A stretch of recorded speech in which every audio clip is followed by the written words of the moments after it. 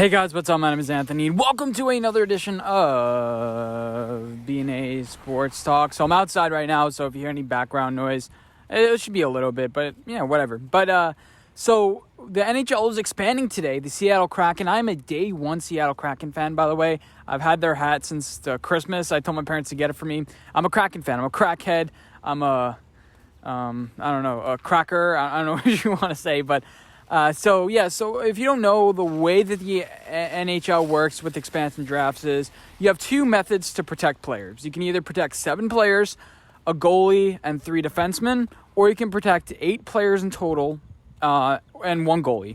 So with I just thought it would be a fun thought experiment for the Giants. Who would I protect? And then we'll discuss about Saquon Barkley and Evan Engram just a little bit later in the video. But so it's a little bit of who are our best players and who are the highest upside players and the players that provide a lot of value to the team. So it's a blend between them. And when I first came up with the list, I'm like, am I even going to protect Daniel Jones? Like, am I really going to protect him? Because I'm like, he's not really the best quarterback. But I'm like, okay, what other option would we have? We'd go into the season with Mike Glennon. So, that wouldn't have worked. So I had to protect Daniel Jones, okay? You can take Mike Glennon all you want if you want him to be your starting QB. But I was starting thinking, like, which quarterback would I take? You know, obviously, with the first, with everyone protecting players, it would be an interesting thought experiment, but that's not for this video. I also would protect Saquon Barkley. He's coming back from his ACL, but imagine we just got rid of him. You have to protect Saquon. It's one of those things like, okay, you're thinking, he may get injured. No, you have to protect Saquon, big playmaker. He's a key piece to the team. Next, Andrew Thomas, developmental guy. Without him, we'd be starting Nate Solder at left tackle and then Matt Parrott at right tackle. That would be disastrous. So I had to protect Andrew Thomas. I also have to protect Kenny Golladay because we saw what this wide receiver core was last year. And what changes did we make? Pretty much Golladay, John Ross, Kadarius Toney. Now, just adding Kadarius Toney and getting rid of Golden Tate, I know it's an upgrade, but I'm like, okay. You know, you don't really look at it as that high as an upgrade. You also had Kyle Rudolph, so I'm not protecting him, by the way. Believe it or not, I'm protecting Evan Engram. He's a tight end.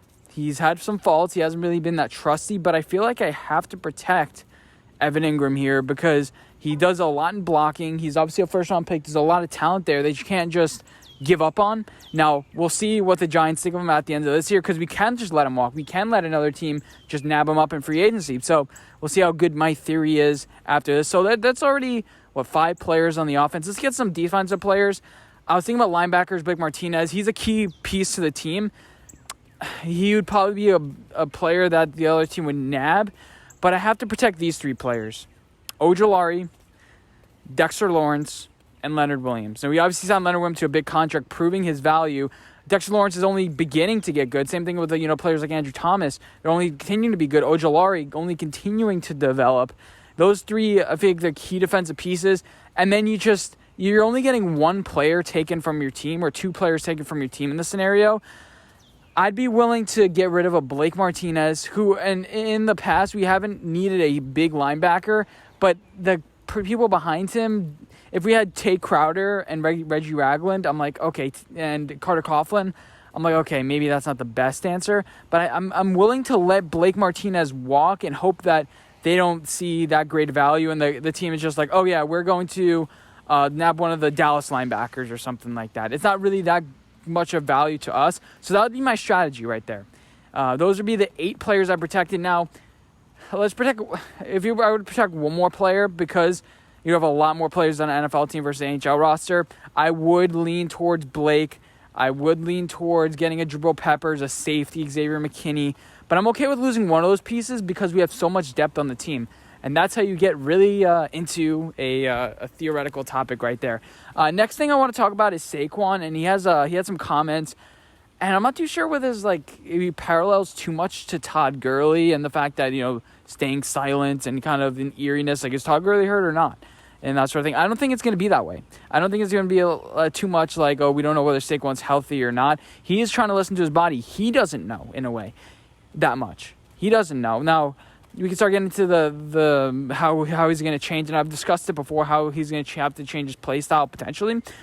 But is it going to be somewhat like a Todd Gurley situation where it's just like, okay, we're not really hearing much from Todd. Is there something really going on? And all of a sudden, he signed a big contract, team gets rid of you. Now, we haven't signed him to the big contract yet. And that's even a more sticky scenario, because if you already signed him to that big contract, okay, we just got to wait until it's, I guess, ample time, and you got to cut the losses while you can. We still haven't signed him to a big contract. We can. Right now, we can, because it's after his third year. But, yeah, it's a little bit eerie. But I think people are kind of blowing it out of proportions. Saquon is like, okay, I'm going to train while I can. I'm not going to rush anything. And I think that's a smart idea. The guy's smart. He's invested in Bitcoin. But, yeah, all jokes aside, I think that Washington game, that second game, is going to be the game he really comes out. He's going to test it a little bit. Man, if he doesn't play against the Broncos, that's going to be something pretty big. It's going to be like leading the lines. Like, Saquon Barkley ruled out week 1 against the Broncos. And it's going to be a little bit of distraction. But I think it could be good for this team because, Daniel Jones can win that. It'll be like, okay, he gets some momentum going forward. And then it's a big game versus Washington. Saquon plays versus Washington pretty well in general. Next, I want to talk about, we're talking about a lot today, but the first one felt like a kind of a blah scenario. Like, I just made it up. But, yeah, so you have Jabril Peppers and you have Evan Engram. Are we going to keep one, both? Now, I'm going to get some preliminary just thoughts out there. There's, reporters like, oh, the Giants, that knows nothing about the Giants. Oh, the Giants could trade Jabril Peppers. It's like a fantasy league to these guys. They don't understand his importance to the roster. Online Big Blue described it exactly how it is. Jabril Peppers' value, if you want to get the explanation, he explains it perfectly. Go to Online Big Blue's channel. Good content maker. Sometimes he's been causing drama a little bit recently.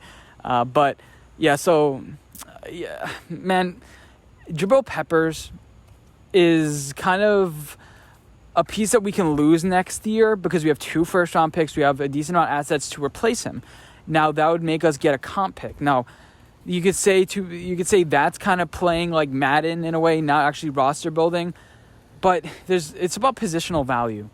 And we already signed Logan Ryan to a big deal. We feel like Xavier McKinney is that next guy. And although Jabril Peppers plays kind of that box safety role where he's a quasi linebacker, and that's a really important piece that you don't want to lose. If Evan Engram has a really good year, Kyle Rudolph would be going into his last year.